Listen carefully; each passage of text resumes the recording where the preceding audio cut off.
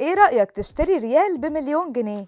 ولو فلوسك مش كفاية، ايه رأيك تشتري شيلن ب40,000 جنيه؟ في الأول تبان صفقة خسرانة، بس لو ركزت هتعرف إن إيدك وقعت على كنز وكل يوم سعره بيزيد، وهو ده سر العملات القديمة.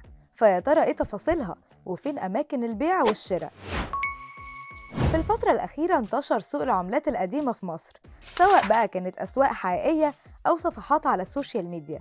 المهم إن التفاصيل خيالية. الأسواق دي بتبيع العملات القديمة اللي توقف إصدارها من فترة، ويا سلام بقى لو العملة توفر فيها 3 شروط يبقى سعرها عدى. طب إيه الشروط دي؟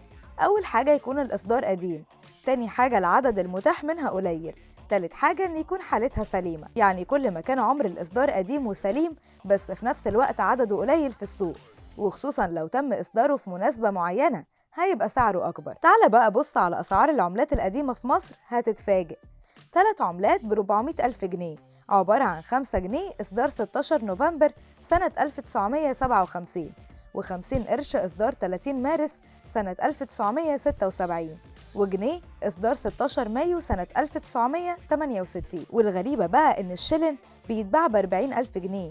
صدقني ب40,000 جنيه، لكن مش أي شلن، ده الشلن الورق اللي مكتوب عليه الدولة المصرية في عهد الملك فاروق، وكمان البريزة الورق لو مكتوب عليها كلمة الدولة المصرية فهي بتتباع ب40,000 جنيه. وعندك كمان ريال السلطان، ده سعره وصل ل1,000,000 جنيه، بس بشرط إن يكون مكتوب على صورة العملة اسم السلطان فؤاد، وفي جهة الكتابة متسجل تاريخ 1920. ونفس الحال مع جنيه أبو جمالين، لأن سعره بيبدأ يوصل لغاية 1,000,000 جنيه مصري. ومش بس كده، ده ال5 مليم المعدن مكسبها طلع كبير، لأن سعرها 20,000 جنيه، ولو كانت إصدار سنة 1973 وعليها صورة صقر. وطبعا انت ممكن تستغرب الأسعار، بس اللي بيدور على العملات دي بيكون زبون من نوع خاص وغاوي العملات القديمة وعنده استعداد يدفع فيها مبالغ خيالية، وفي الآخر برضو لما هيجي يبيع هيكسب منه. وبكده بقى يفضل أهم سؤال: طب فين أماكن البيع والشراء؟